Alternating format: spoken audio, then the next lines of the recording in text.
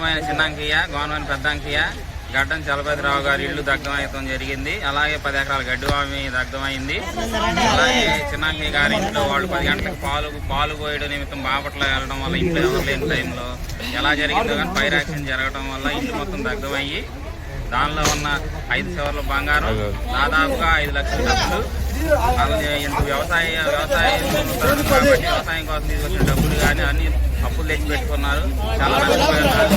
దాదాపుగా 10 లక్షల వరకు నష్టం జరిగింది. వాళ్ళు చాలా శోకసంద్రంలో మునిగిపోయి ఉన్నారు.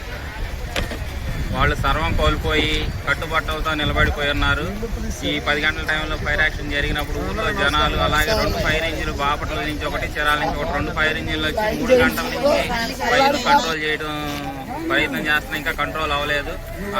ఊర్లో జనాలందరూ కూడా ఇది చేశారు. వాళ్ళు కనీసం ఒక 20-30 బరిగొడ్లు ఉన్నాయి, అవి కూడా చల్లాచెదిరై వెళ్ళిపోవడం జరిగింది.